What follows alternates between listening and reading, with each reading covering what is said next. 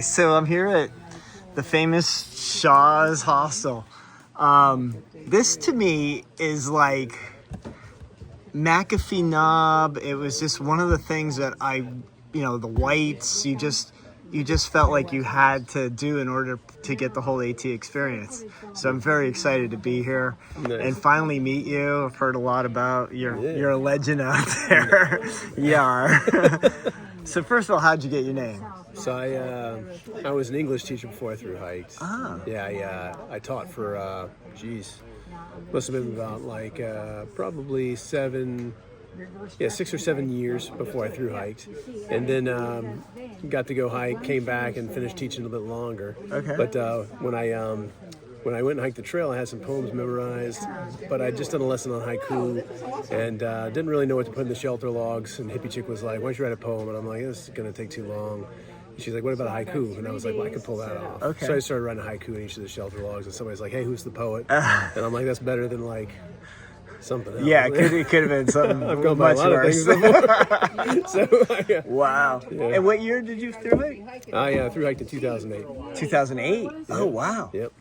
But you've always you were telling me earlier your family was sort of involved in something. So Hippie Chick's mom and stepdad owned the Appalachian Trail Hostel in Mount Knocket. So they knew the owners of Shaw's, and when they were trying to sell Shaw's, they asked Hippie Chick's parents if they wanted to buy it, and they thought about it, they worked through it, but they decided not to. Okay. And it happened to be at Thanksgiving. We were sitting at the table, and I was maybe it had been a hard year in the classroom or whatever. Yeah. I was like, what? I'd like to give that a shot. That sounds like Yeah. a interesting life. So we decided to buy it. Oh my and goodness. Here we are, 10 years later. That's amazing. Yeah. And you live in Florida, right? This That's is your right. second. Yeah. I'm an 8th generation Floridian. Yeah. Oh really? Yeah, I kind of have to go back. I guess it's in my blood. I don't know if my blood would stay thawed out up here anyway in the winter, but yeah. So this is we do half on and half off. We're here for half the year and down in Florida for half the year. What do you do the other half? Homeschool the kids. Oh, is and that travel, right? Yep. Oh, cool. Yeah. How many kids do you have? 2. Yeah. How are their ages? We've got an 8-year-old son named Finn and a 12-year-old daughter named Julia. Oh, cool. Yeah. Wow. Yeah. So, when do you head? So we head back probably at the beginning of November. Okay. Yeah, and then we don't come back up here until the end of May. Or Gotcha. kind of mid-May. It's right after trail days. Okay. Perfect. Mm-hmm. Wow. And then when you bought the place, was there any consideration of changing the name to something that no? It was, No, we were told that would be wrong. To do that it's like it's too iconic. It'd be like changing the name of McAfee Knob, Yeah. or changing the name of a trail town that's famous. So Right. we left it at Shaw's, and also in honor of the guy who devoted his life and his wife, both of them, devoted their lives to being some of the first hostel owners on the trail. They saw the need. They saw the southbounders walking by, offered them a place to stay. They went and told the northbounders. Yeah. They came in, and and all of a sudden they realized that there was a need, and Wow. they filled it. Yeah. And did you recently purchase this building? Yeah, we bought this a year after we got Shaw's. Oh, okay. Yeah, it came up for short sale. So this was before the entire town was reinvigorated, that turned into an artist community.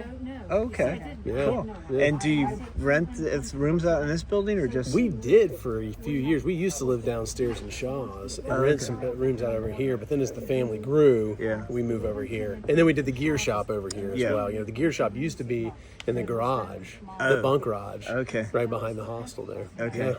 But we kind of like the barn feel a little bit better. Absolutely. Yeah.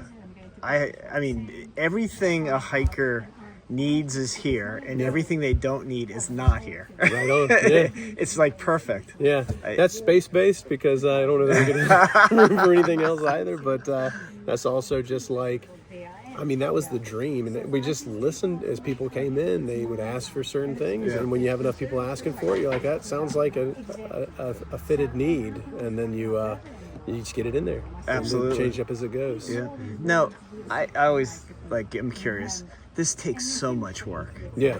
Do you get fried out at the end of the season? You know, we start to get tired for sure. Yeah. But it's kind of nice to have the time off. And I think I got into that mindset and that lifestyle teaching because, you know, you go pretty hard and then you get the summers off. Yeah, yeah. So this one you put all in, and then I like to work hard and play hard. Yeah. So by the time it's time for us to come back up here, I'm excited about the hiker season. Cool. And I stay excited for a long time, and I still am. I mean, this is nice to get to see the northbounders come through, you know, getting to see that change, even to get to see the late crew. We call that camp delay. You know, they come through, they've just been like biding their time the whole trail. Now they got names like No Hurries and Quadruple Zero.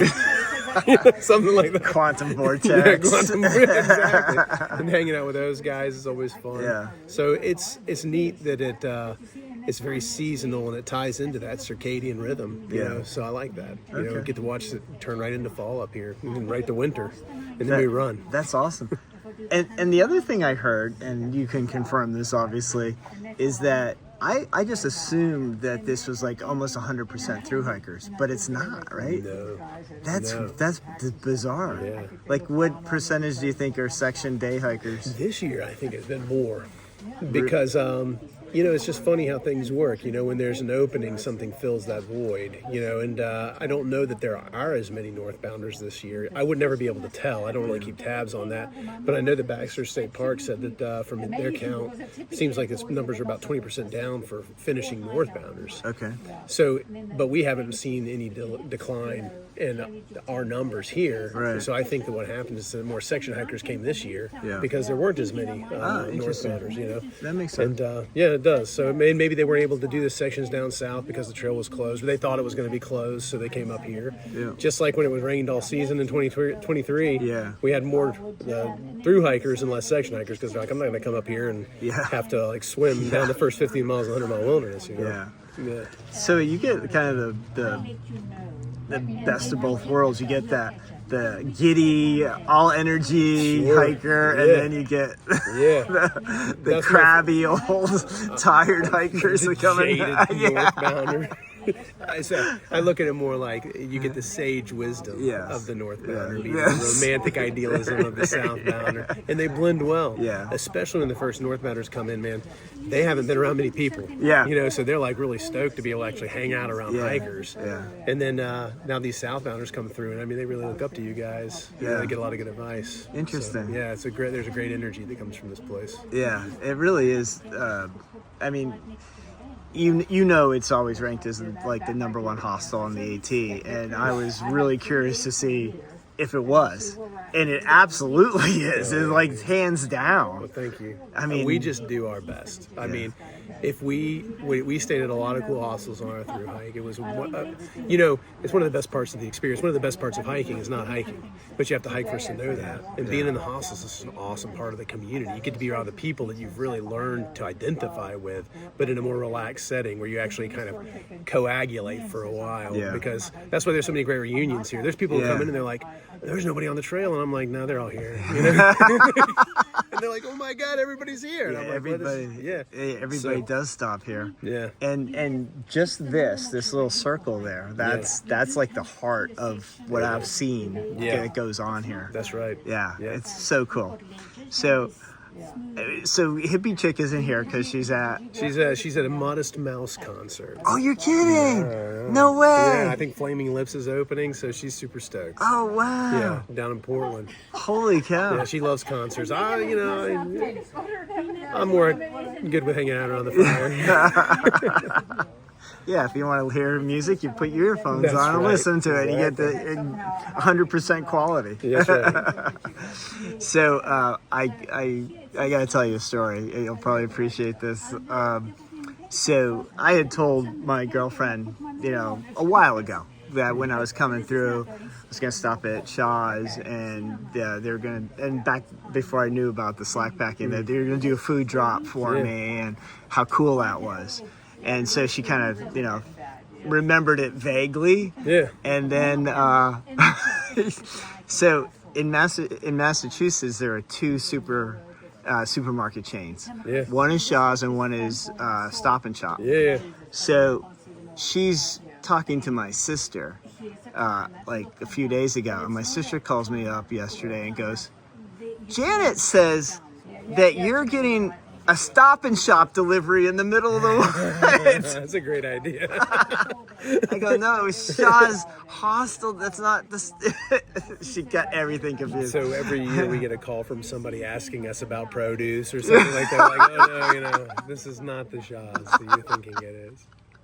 Nor Stop and Shop for that matter. We actually got a review one time on Google, like it was a 1-star review. It's like, they don't carry my cereal, and I'm like, it's not. This is not the Shaw's.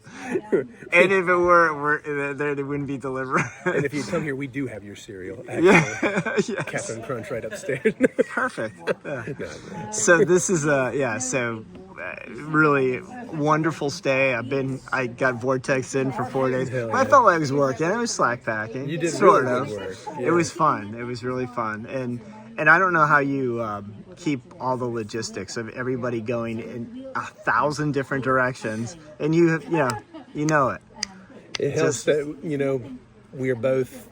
we both kind of get that. Hippie Chick and I, it takes two, Yeah. and she's better at it than I am. We jokingly say she's the main computer and I'm the screensaver, but I do a little bit of logistics sometimes, Yeah. But no, it's great. It's just that's part of the fun too. I like puzzles.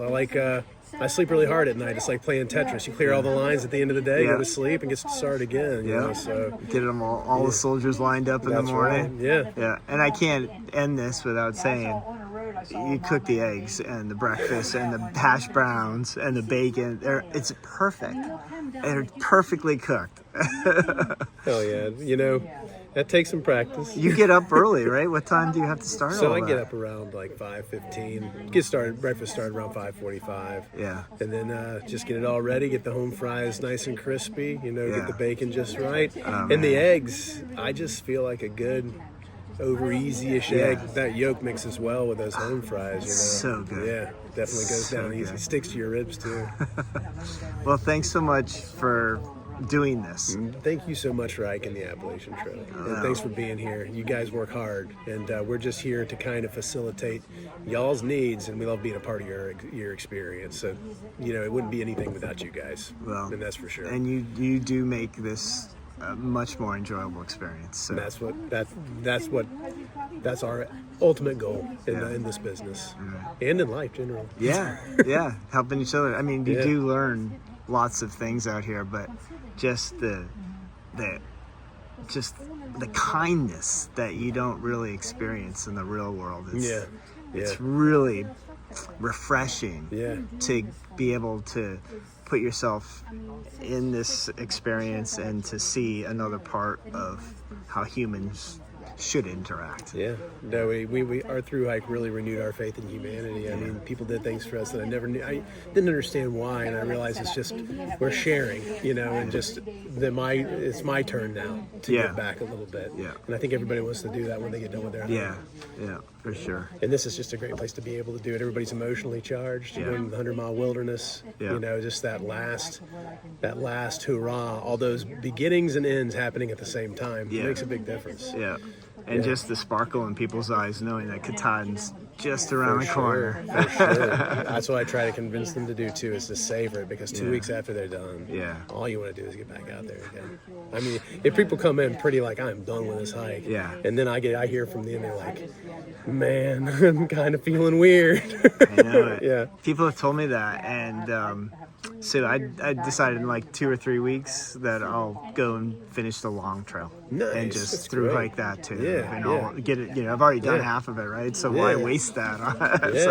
And I got to put in a pitch for the Florida Trail too. I mean, it's one of my favorite hikes.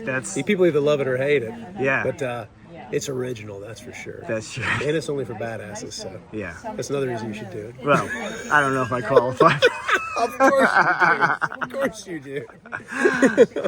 Well, it was so nice meeting you finally, and Likewise. And thanks a lot for everything. We all appreciate it. I wish I could say thank you from all the hikers, and that's really what I'm doing, but we all feel the same way. Dude, the love is mutual. Thanks, man. Appreciate you guys. Appreciate you.